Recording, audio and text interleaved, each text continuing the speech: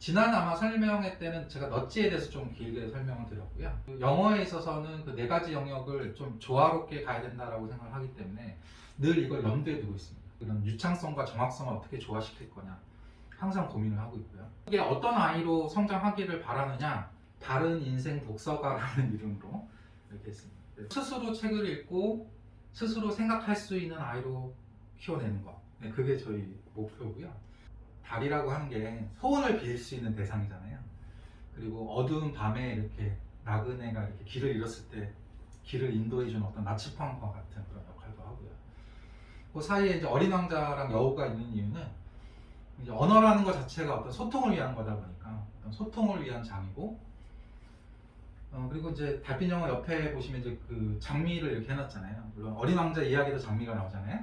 장미라고 하는 게 꼭 사랑만을 의미하는 건 아니죠. 이 장미는 가시를 가지고 있잖아요. 그래서 스스로를 지킬 수 있는 그 가시가 있다는 점에서 좀 다른 꽃들과는 좀 다른 것 같아요. 근데 그 가시라고 하는 게 꼭 나쁜 의미가 아니고, 이 세상이 되게 험하잖아요. 근데 우리 아이들이 가시 하나 정도는 실력으로 가지고 있어야죠. 그래서 자기를 지킬 수 있는, 자기의 꿈을 지킬 수 있는 어떤 그런 능력을 좀 배양한다, 뭐 이런 의미를 좀 이제 담고 싶었습니다. 네 가지 영역을 이제 통합한다라는 의미를 간단하게 저희가 하는 것들을 이렇게 그 다각형으로 만들어 봤는데요. 아이들이 이제 여기 와가지고는 뭐 카핑 같은 거 하잖아요. 애니메이션 하고 이러는데, 근데 그것이 왜 하느냐? 듣기를 위한 겁니다. 궁극적으로. 그리고 독서를 하잖아요. 근데 그 독서를 하는 거는 말 그대로 읽기를 위한 거죠. 근데 그 읽는 과정이 독립적 읽기와 지도적 읽기라는 말로 이렇게 되어 있는데, 독립적 읽기라는 건 말 그대로 스스로 읽는 거예요. 지도적 읽기는 선생님이 좀 도와주는 거죠. 그 도와주는 그 과정을 저희가 중간 과정에서 많이 하고요. 나중에 이제 중고등학교 되었을 때는 또 다시 독립적 읽기를 할 수 있는 아이로 이렇게 유도를 하는 쪽으로 생각을 하고 있습니다. 말하기도 마찬가지로 아이들한테 계속 이제 워크시트를 통해서 토론도 하고 이제 말을 시키고 발표도 시키고 하면서 말하기랑 마찬가지로 북리포트 같은 거 쓰고 첨삭하는 것은 이제 쓰기를 위한 거죠. 그래서 이 네 가지 영역을 계속 조화롭게 가기 위해서 계속 프로그램을 조정도 하고 있습니다. 이게 이제 저희가 하고 있는 전체를 그려놓은 거예요. 여기 맨 위에는 이제 어휘 지수가 나오고요. 그 밑에는 AR 지수라고 해서 우리 책에 번호들이 있잖아요. 그 번호들을 의미하는 거고, 미국 학년이 세 번째 나와 있는 거고, 그걸 우리나라 학제랑 연결했을 때는 이제 네 번째가 되는 거죠. 여기서 이렇게 보시면 미국 초등학교 학년이거든요. 요 위에 있는 세 번째게요. 근데 그거랑 우리나라 학제랑 이렇게 살 비교를 해보시면요, 처음에는 좀 비슷하죠. 뭐 예를 들어 K가 이제 유치원 아이들이니까 우리나라 초등학교 1, 2, 3학년이랑 이렇게 1차니까 별로 차이가 없는데, 위로 갈수록 예를 들어 초등학교 3학년이랑 우리나라로 따지면 중학교 3학년이랑 거 이렇게 일치하게 되고요. 더 올라가면 더 벌어지죠. 그건 이제 우리나라가 그 영어를 모국어로 쓰는 나라가 아니기 때문에 환경에 의해서 이렇게 점점 벌어질 수밖에 없습니다. 네, 어쨌든 미국 초등학교 6학년 정도만 올라가도 수능을 볼 수 있는 단계가 되거든요. 근데 그 단계로 올리기 위해서 아이들이 여기 밑에 있는 이런 것들을 하는 거예요. 그래서 여기 밑에 보시면 이제 여기는 빨간색이고 이쪽은 파란색이잖아요. 빨간색은 영어 도서관 프로그램을 얘기하는 거고요. 파란 쪽은 이제 학원 시스템을 얘기를 하는 겁니다. 먼저 도서관 시스템을 보시면 여기에 책들이 막 있잖아요. 근데 이 책들이 이제 이 AR 지수에 맞는 세트들이에요. 근데 그 세트들 중에서 여기 크게 보시면 돼요. 파란색으로 되어 있는 거 있잖아요. 그 파란색으로 되어 있는 게 수업 시간에 원서 수업으로 하고 있던 교재들이에요. 이 추천 도서들 중에서 이걸 다 할 수는 없잖아요. 그렇죠? 그러니까 요 이제 파란색에 있는 것들을 저희가 아이들이랑 같이 읽어가면서 끌어가는. 그래서 위로 가서 이제 뭐 레드 애플 정도 가면 지금 요즘 해리포터 있잖아요. 우리 그 중등 같은 경우는 더 스토리 오브 더 월드라고 세계사 하는데, 세계사도 마찬가지로 수능에서 한 중간이나 한 쉬운 문제 정도의 레벨이에요. 밑으로 보시면은 영어 학원 시스템에서는 소리 영어라는 것도 하고, 낭독도 하고, 어휘 학습도 하고, 미국 교과서도 하고, 문법도 하고, 밑에 있는 인문학 강의는 제가 이제 오늘 좀 제안 드리는 부분이라 아직은 하고 있지는 않지만 추후에 이 부분을 좀 넣어서 갈 생각입니다. 그래서 이제 초등이 중등으로 넘어갈 때 학제 이름들이 이렇게 되어 있는 거고요. 각각의 그 저희가 하고 있는 것들을 크게 묶어보면은 소리를 하고 있고 원서를 하고 있고 구조를 하고 있거든요. 근데 이 소리부터 실제로 그 저희 레드애플, 블루애플, 그 다음에 플랫폼 반에 초점을 맞춰가지고 어떻게 하는지 보여드리겠습니다. Back now with that big American city held hostage by hackers demanding money. 이게 이제 뉴스 소리 훈련이거든요. 그러니까 요 전에는 이제 애니메이션으로 가게 되고요. 애니메이션의 마지막 단계가 토킹톰이나 할로우 같은 거예요. 근데 여기서부터 이제 바뀌는 거는 뭐냐면은 초등에서는 그냥 소리 훈련 위주로 했었잖아요. 근데 중등부터는 이제 영작 위주로 가는 거예요. 그 스터디 플래너를 최근에 도입을 했거든요. 스터디 플래너는 이제 아이들이 스스로 뭐를 해야 되는지를 적은 상태에서 그 과제를 수행하거나 수업 이후에 일들을 하거든요. 그래서 이게 굉장히 저희는 메타인지 학습법이라고 해가지고 굉장히 중시 여기고 있습니다. 아이들이 스스로 할 것들을 계획해가지고 그걸 실천하고 그걸 확인하고 그걸 수정하고 그 다음에 완벽하게 하는 그 과정을 저희가 시스템 안에다가 넣었어요. 이 카메라를 테스트를 하는 이유는 아이들이 항상 이제 공부한 거를 이렇게 끄집어내는 거를 해야 된다고 지난 아마 설명회 때 말씀을 드렸을 텐데 그거를 이제 여기 다니는 친구들은 말로 먼저 끄집어내고 그리고 그다음에 글로 쓰는 걸로 이렇게 또 끄집어내는 인출학습이라고 하거든요. 그 인출학습을 계속 시키는 거죠. 그리고 이제 분산학습이라는 건 뭐냐면은 이걸 아마 이게 이제 한 1분 30초 정도 되거든요. 근데 이거를 지금 만약에 딱 틀어놓고 오늘 안에 얘를 다 똑같이 입으로 말하고 똑같이 영작하라고 한다면 아무도 못할 거예요. 근데 얘를 잘게 쪼갠 거예요. 하루에 10문장, 때로 뉴스 할 때는 2문장에서 3문장밖에 안 가거든요. 왜냐면 한 문장이면 3줄, 4줄 가요. 그런데 그렇게 하게 되면 2문장 정도는 누구나 할 수 있거든요. 근데 그거를 쪼개가지고 예를 들어 여기가 18문장밖에 안 돼요. 이 뉴스가. 18문장을 3개씩 쪼갠다면 6, 3, 18이 되잖아요. 그러면 이제 그만큼을 아이들이랑 계속 그 부분을 완벽하게 하고 이 부분을 완벽하게 해서 끝나면 나중에 이게 다 기억이 납니다. 이게 뭐 우리 아이는 불가능하고 어떤 아이는 가능하고 이런 게 아니고 누구나 가능해요. 성실하기만 하면 하라고 하는 대로만 하면 분명히 이루어지거든요. 그래서 이제 그렇게 자동화시키는 그런 소리 훈련 과정이 되거든요. 아이들은 이게 지금 레드애플 거 최근에 찍은 거예요.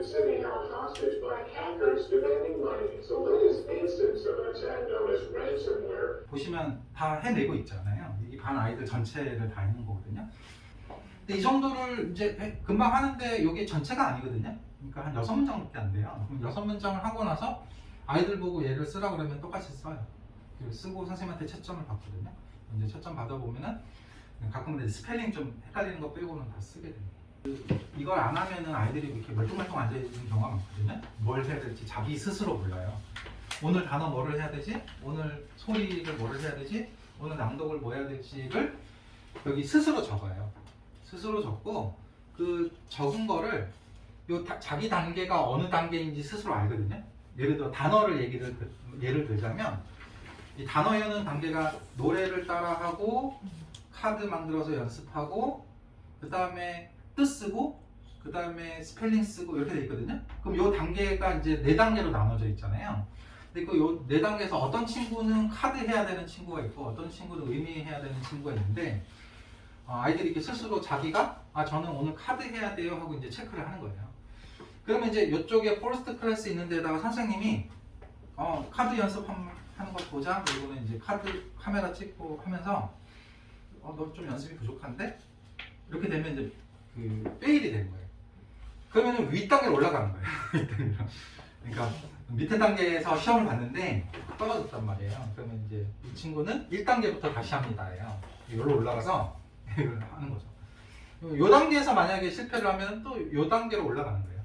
앞에서 충분히 노래도 따라하고 카드 연습이 된 친구가 의미 시험을 봤는데 막 틀려요. 그럼 앞 단계를 잘 안 했다는 얘기예요. 그래서 앞 단계를 제대로 하고 제대로 뒤에 걸 해라. 시험은 정말 너네가 스스로 완벽하다고 느꼈을 때 시험을 봐라. 뭐 이런 식으로 해가지고 스스로 체크하게 하는 거예요. 있고요. 그다음에 이제 원서 얘기를 잠깐 이제 또 드리겠습니다. 근데 그 수능 원서의 그 수능 문제들의 그 원전이 원서에서 나온다는 거고 아이들이 읽는 책이 아니고요. 말 그대로 대학 교양 수준의 책들 아니면 뭐 성인들을 위한 책들에서 한 대목을 따오는 거예요.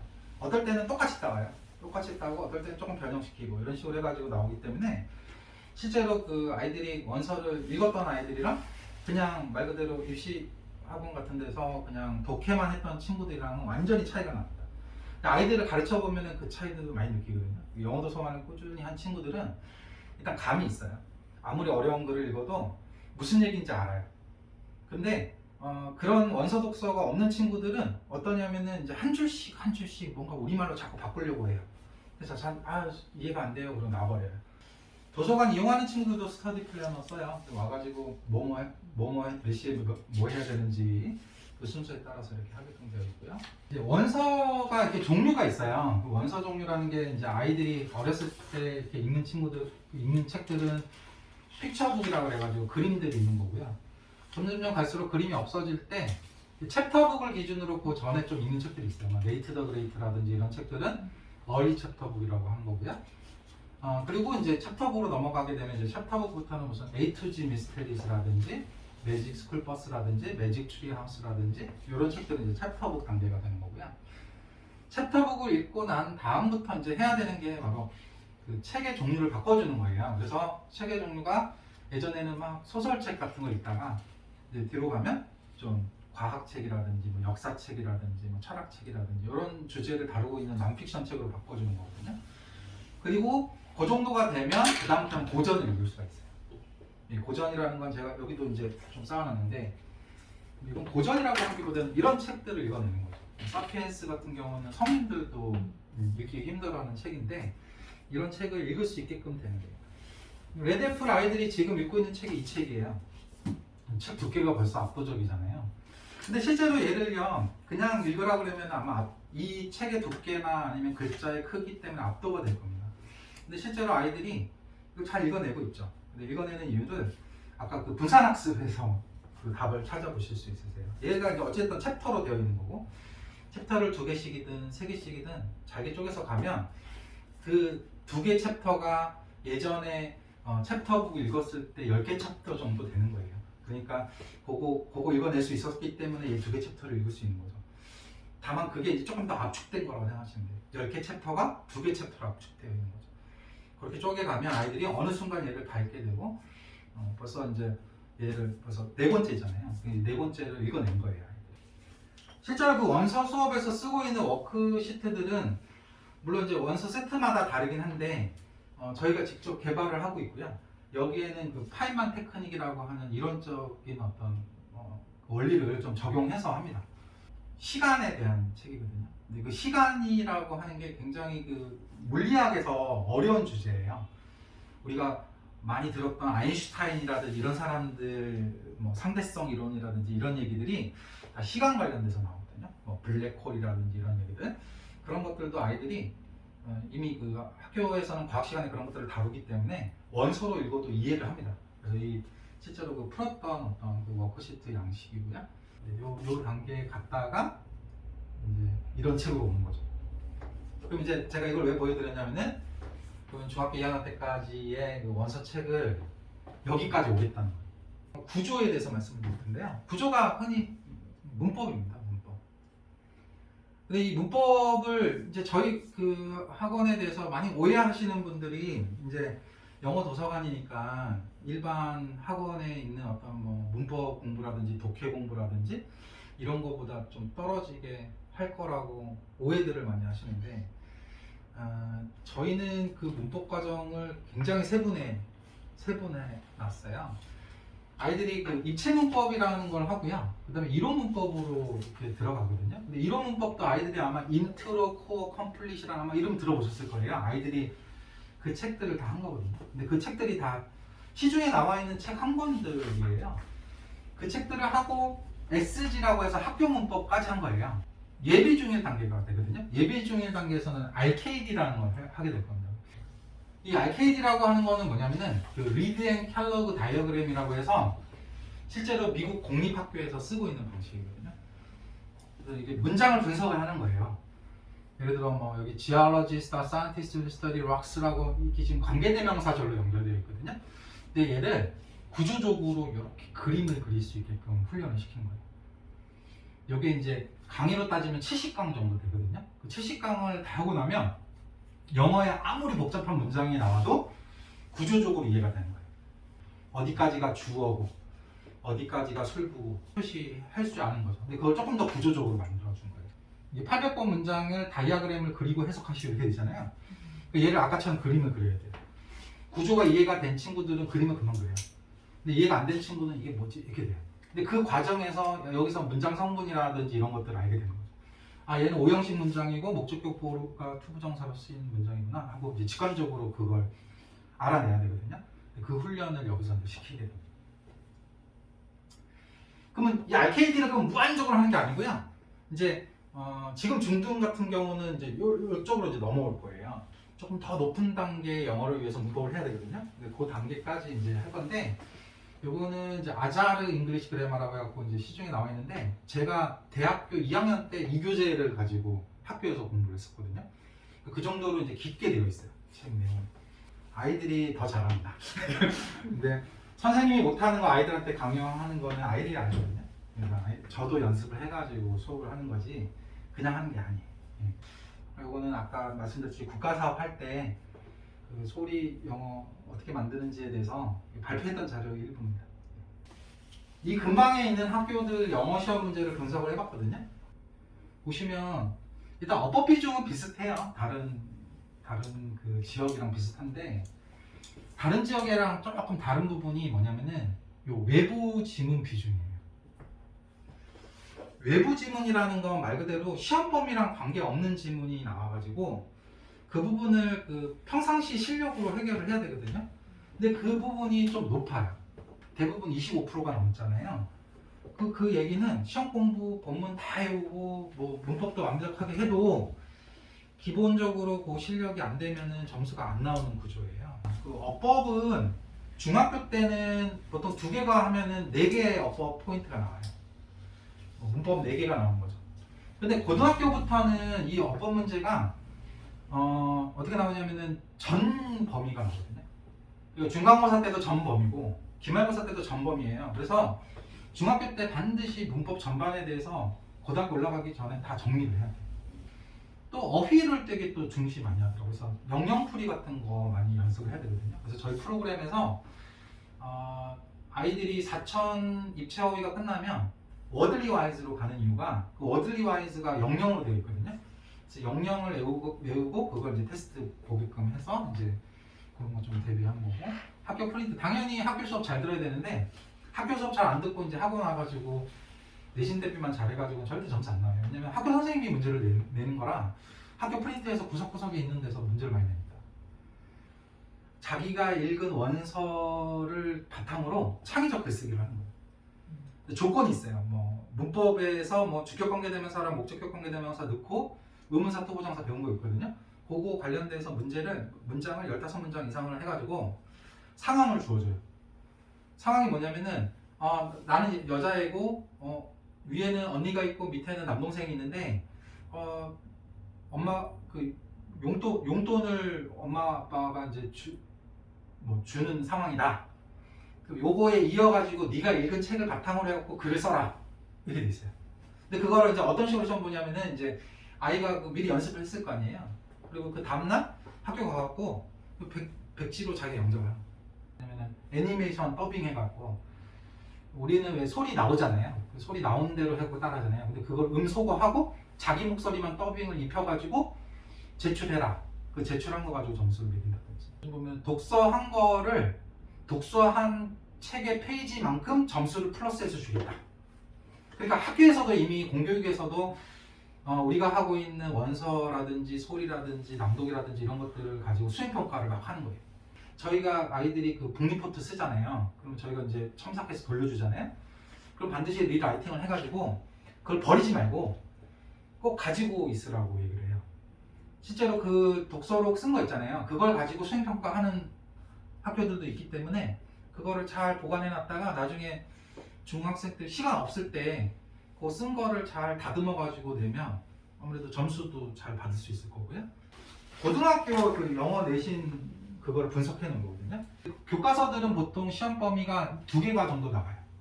2개가 정도 나오고, 근데 그 교과서 말고 모의고사 및 부교재를 써요. 그래서 그 모의고사와 그 부교재 그 비중이 교과서보다 훨씬 높습니다.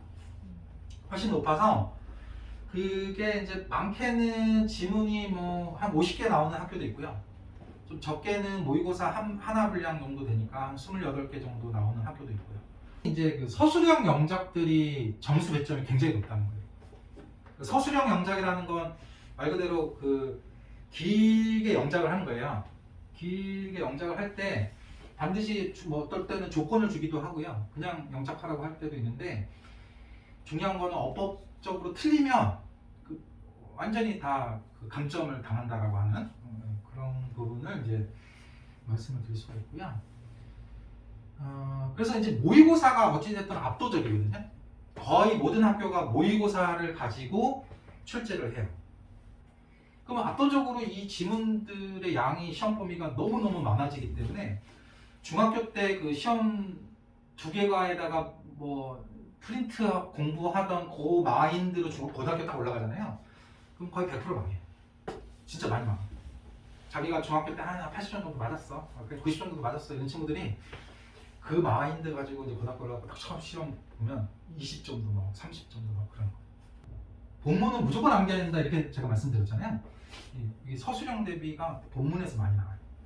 그 본문이 범위는 좁지만 이 본문을 완전히 까끌하게 안 해오면 서술형에서 막 날아가기 때문에 본문은 무조건 해요.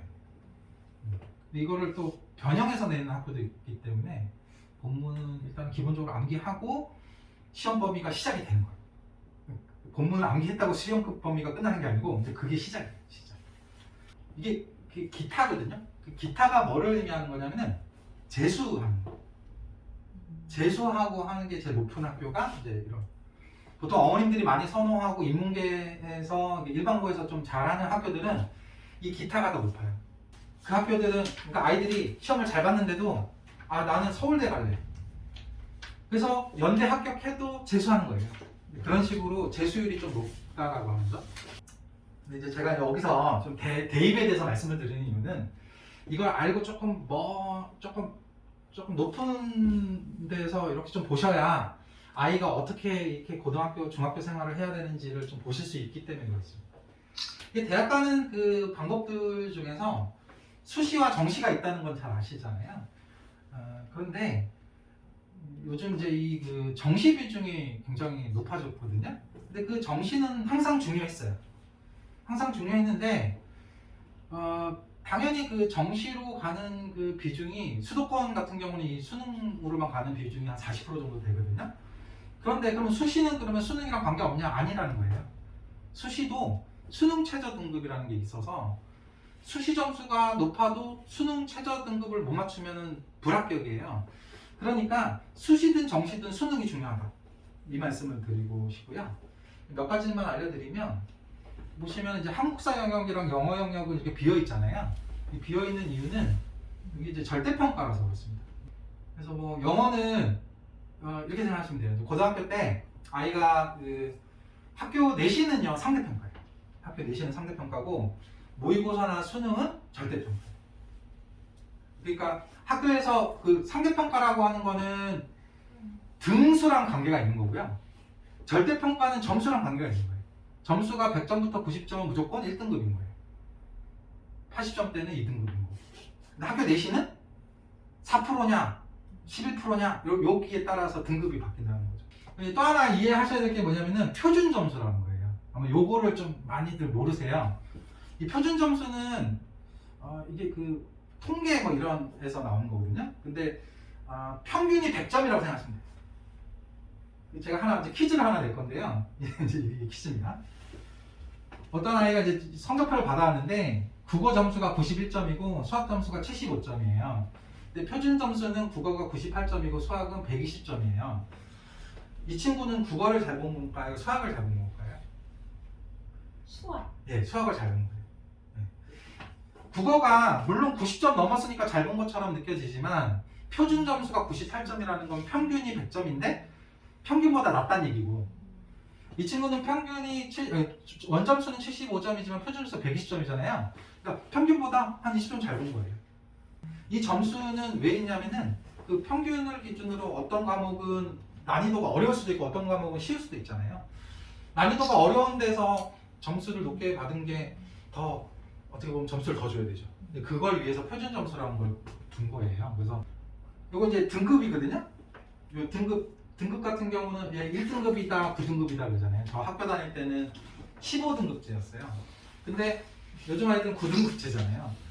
이제 그 등급이라는 게 뭐냐면은 4%까지가 1등급이다. 이 말은 학교에 보통 1학년 아이들이 뭐 전체가 한 300명 정도 되잖아요.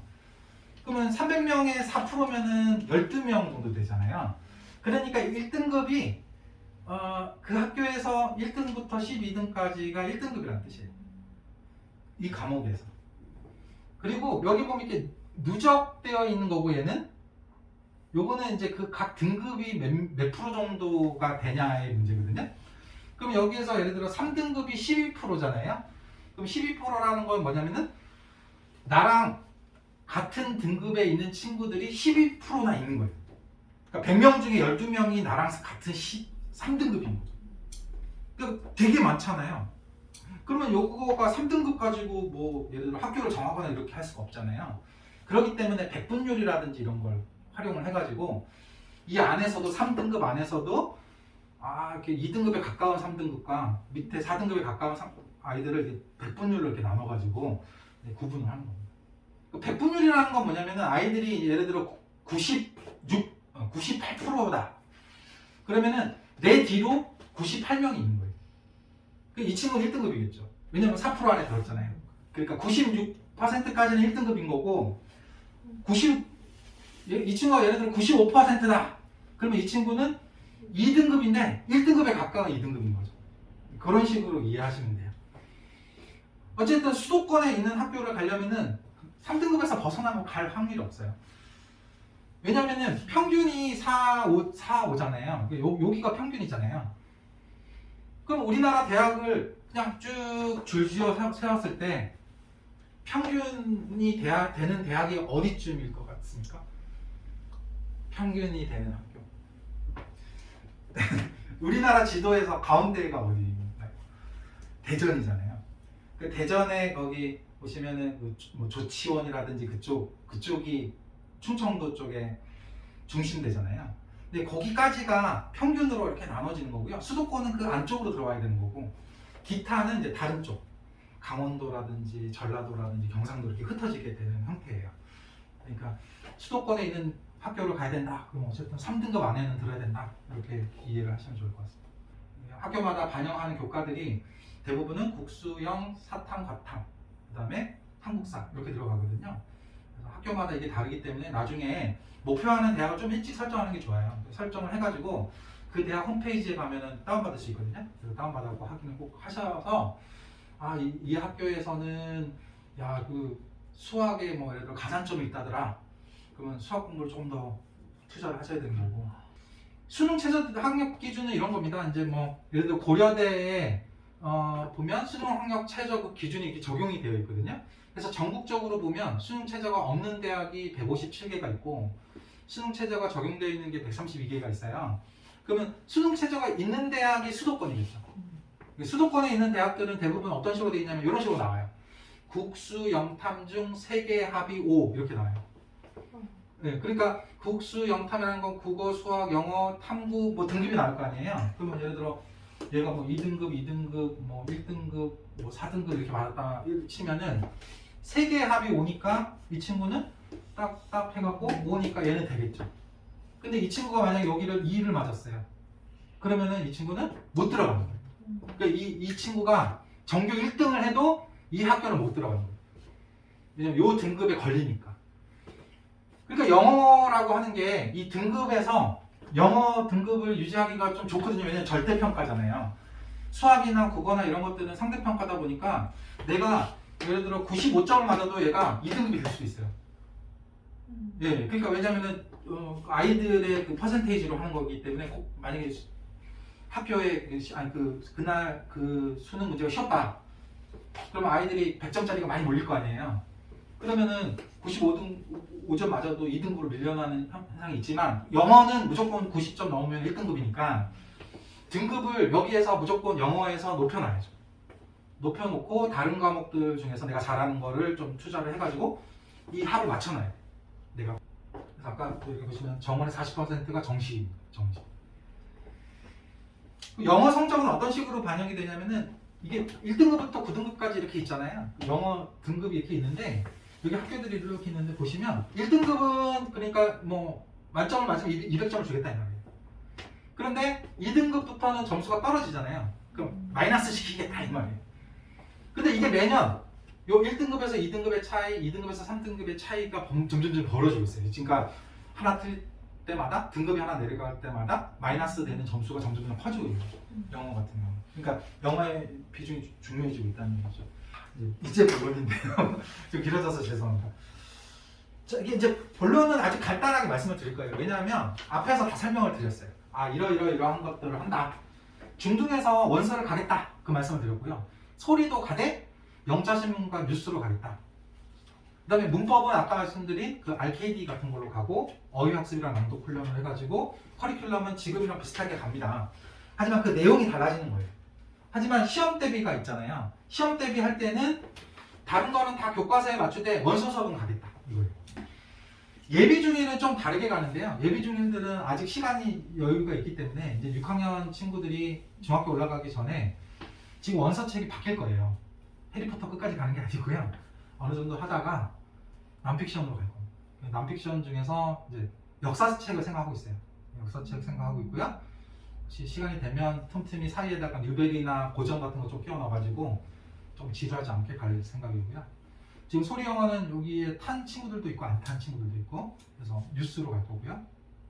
구조는 RKD랑 그렇다고 RKD만 하면 아이들이 문제 풀 그게 좀 적기 때문에 시중교재까지 해가지고 고등영도까지 정리를 해줄 생각입니다. 그 다음에 어휘는 워들리 와이즈 3000을 가다가 나중에 그 이런 능력복화 엄청 시중과 할 거거든요. 낭독은 이때는 많이 할 거예요. 영자신문 가지고 할 거거든요. 이게 나중에 다 힘이 되는 거예요. 아까 외부 지문 되게 많았잖아요.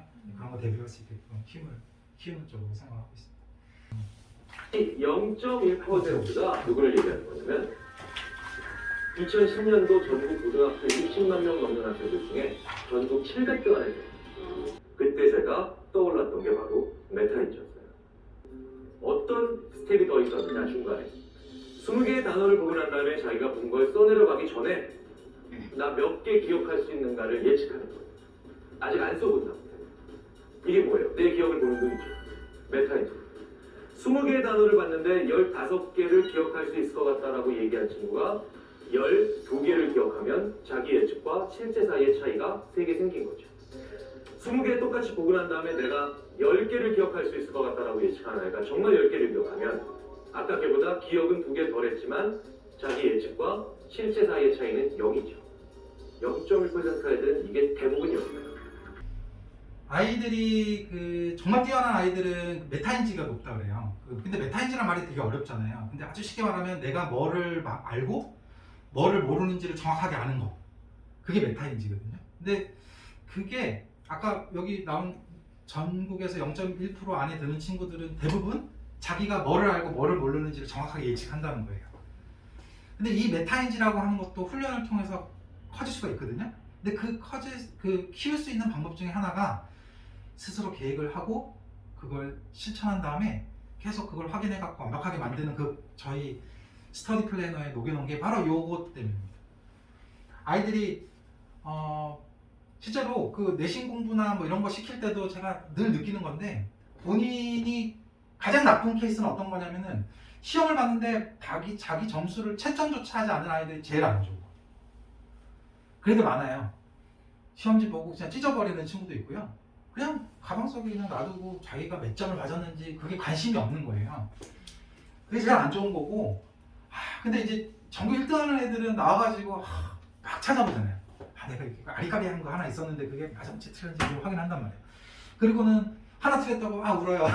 그러면 아이고 옆에서 아이 재수없어 이러지만 그 친구는 그걸 정확하게 알고 있는 거예요. 자기가 다 맞았는지 하나 실수했는지를 그 오차를 가지고 고민을 하는 거거든요. 근데 이 부분이 저는 이제 아이들 학습법에 있어서 정말 중요하다고 생각을 하고요. 하나 더 이제 말씀을 드릴게.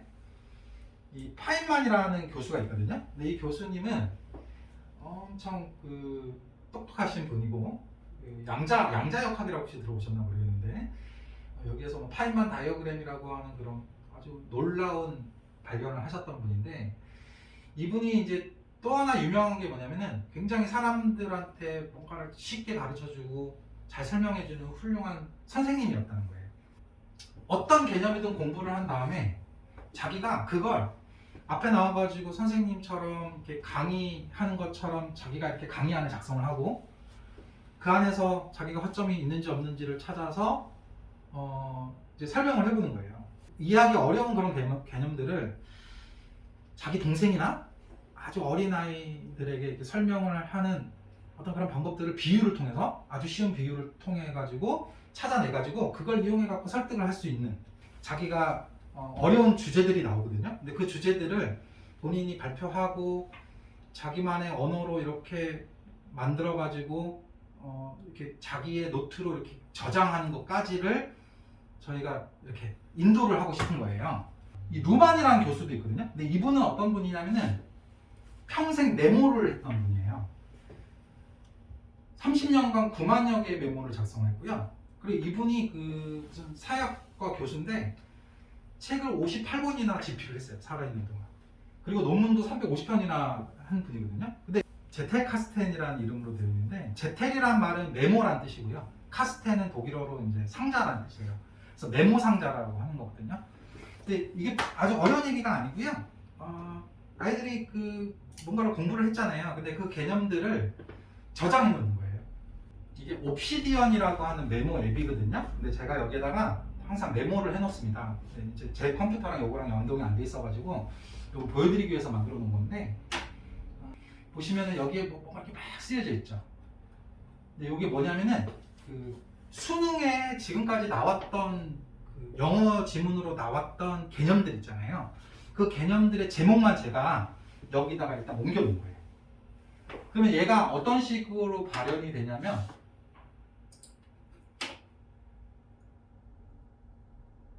지금 점으로 보이시죠? 근데 제가 확대를 해보면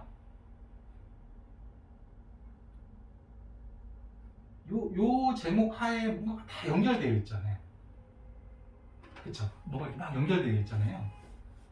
그러면은 이제 이 주제들이 이제 하나하나가 이제 점으로 되어 있는데 이 점으로 되어 있는 것들이 그 연결이 되어 있는 거거든요. 예를 들어 섬광기억이라고 하는 메모가 있는데 이 메모장에 제가 지금 아무것도 안 적혀 있지만 적을 수가 있겠죠. 근데 그 메모들을 유기적으로 연결할 수 있는 방법이 있어요. 이제 나는 원숭이라는 주제로 글을 쓰고 싶어요. 그러면 원숭이라는 주제랑 연결되어 있는 거를 파일을 찾을 수가 있는 거죠. 이런 식으로. 아이들이 어쨌든 독서록을 쓰잖아요. 근데 그 독서록을 쓴 거를 지금은 아이들이 그냥 뭐 서랍에 넣든 어떻게 사라져 버리잖아요. 근데 그거를 이때부터 저장을 하는 거예요. 이 저장한 것들을 아이디어와 함께 그 날짜랑 연결 문서랑 해가지고 저장을 해놓으면 생성해 놓은 그 메모들을 연결시켜 가지고 나중에 또 글을 쓸 수 있는 아이가 될 수 있는 거죠. 그래서 요거를 하나하나 제가 좀 이렇게 아이들한테 지도를 하려고 하거든요. 그러면 그 인지혁명에 대해서 아이들이 북리포트 같은 거 써올 거 아니에요. 근데 북리포트에는 그냥 단순히 자기 글을 요약하는 게 아니고 자기 생각을 적어 오는 거예요. 여기다가 넣어놓는 거죠. 자기 제텔 카스텐에다가 넣어놓고 여기에다가 태그를 다는 거예요. 태그를 달아서 사피엔스라는 태그를 달아도 되고요. 인지혁명이라는 태그를 달아도 되고 아니면 인문학이라고 태그를 달아도 되겠죠. 네, 그 뒤에 제텔 카스텐 얘기는 좀 길게 하지는 못했는데 제가 오늘 그 설명의 내용에서 준비한 거는 이 정도까지고요. 이제 Q&A 이제 그 질문과 답을 하는 시간을 좀 갖고 이제 마무리 짓도록 하겠습니다.